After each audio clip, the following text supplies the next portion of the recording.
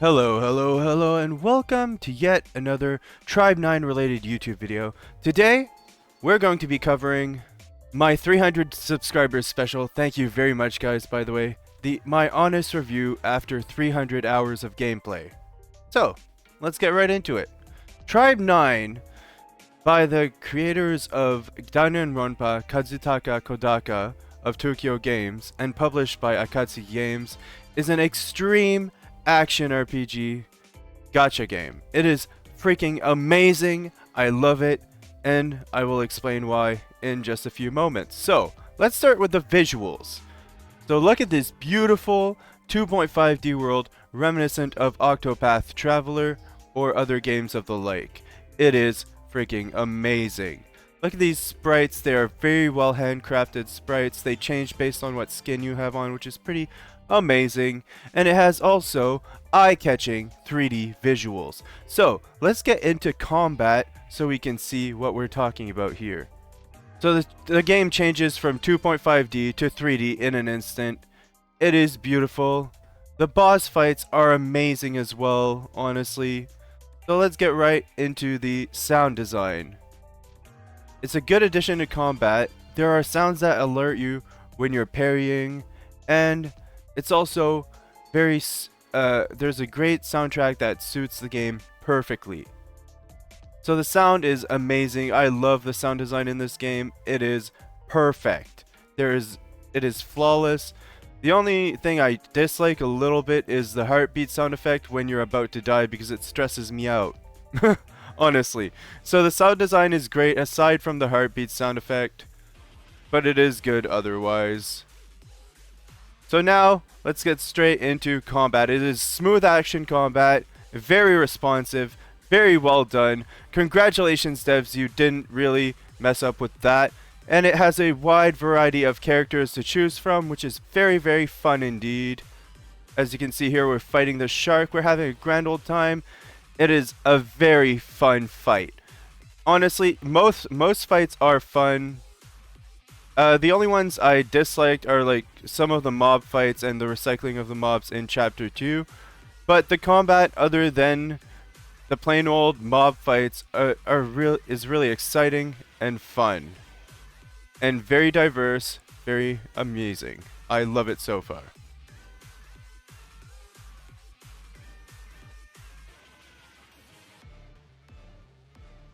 So now, let's get right into the story. It is a great story, honestly. Very fun, indeed. I've never seen such a good story in a gacha game. It is my favorite gacha game related story. We start off as Yoko Naka, who has been honestly kidnapped and put into a 2D world with worse graphics than the world that we're in right now. And he essentially just wakes up as if he didn't know anything and he was stuck in a loop. But then he realizes that he's been in that loop for about 3 years, and he is saved by his friends, and then he gets he gets a rude awakening to the world of death games. It's a pretty interesting story, honestly. Very Danganronpa-like, very fun, very good. It's one of the best gacha stories I've experienced so far, for sure, hands down. I don't want to spoil too much, so I won't say more about the story, but it is great. I love it. I would appreciate it if each and every one of you enjoyed it as much as I did, or read through it as it goes on, because it will be interesting for sure. There's a lot of twists and turns, especially in Chapter 2, what happens when Yo has a breakdown. It's pretty interesting. So I'm not going to go into details as to avoid spoilers, but it was an interesting breakdown for sure. Great story. Loving it so far. Now, as for the mini games in the game, so there's an XB mini game in the game, Extreme Baseball, as it said. It is incredibly fun, incredibly good to try. I would highly recommend it. Aside from that, there's also an upcoming rhythm game called Lux Fantasia. That's going to be incredibly fun. Very good addition to this gacha game.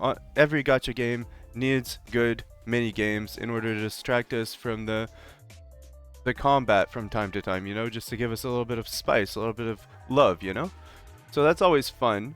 So let's talk about the gacha. The rates were really low to begin with, but now they are 2% for 3 stars, and there's a 75-25 pity, which is kind of standard. So the rates are good now, and they compensated us fully for the rates beforehand, which was really nice of them. And now let's talk about the quality of life additions. So there was an addition of the removal of hit stop. So if we go in the options here, just as an example,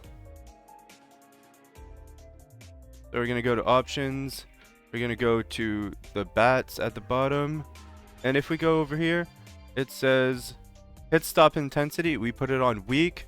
It makes the game so much better. It makes the game freeze less. It's such a good addition to this. And there's also the chain skill effect option, which makes it so chains are shorter, and also the chain reaction time makes chains shorter again. So it makes the chain skills executable in a faster time if you're trying to speedrun. It's a really nice addition to the game. And there's also the addition of tension card sorting, which was pretty nice. So if we go to our tension cards and we go to our options where it says by level, we go to the next option, filter. We can filter them by just going through them like this by keyword, which is really nice. Now, the bad. So I'm going to talk about a little bit of things that are lacking in the game that I think should be improved on if the game wants to succeed. So for XB, there's a lack of a loadout system, so you cannot make your team a certain way and keep it that way for XB at the moment, which would be nice if you could have a Compatible setup and a separate potential setup for XB only. That would be very nice. That would help a lot of us gamers. Now, there's also no good way to sort Compatimons or a loadout. So if I go to my Compatimons and let's say I want to change my Compatimons on my character. So right here, there's no way to save this loadout, and there's no way for me to look through them efficiently. Even if I sort them by rarity, main stat, or time acquired, it doesn't really help with knowing like which one does what, to be honest. It would be great if we could sort them a little bit better. Even if I go in this menu here, it just changes like the order in which they're sorted. It doesn't help much. Alright, moving on to the Fractal Vice becoming more tedious due to random generation. So right now, this week's Fractal Vice has been a nightmare. The random generation basically made it so the enemy density was higher, and the Fractal Vice was also much longer than the previous week's Fractal Vices. I think it's a problem if they make the next Fractal Vice in the same manner or even more tedious, so they should probably think of putting limitations on how big the stage can be and how many mobs can be in the same area at once. But that's just a nitpick that I had to do for the sake of doing a nitpick. So overall, I give this game an easy 7 to 8 out of 10. It could be a 10 if they made some little minor tweaks and changes. I haven't really mentioned everything wrong with the game, but overall, the story, the combat, the sound design, the gacha, the quality of life, it's been great so far. So easy 7 to 8 out of 10. Tribe 9 is still a little rough around the edges, but this gem of a game has the potential to compete with the big names in gacha. Be on the lookout for this game in the near future, or get in early and watch it flourish. So yeah, thanks a lot for dropping by, guys. I hope you have a wonderful day. Peace!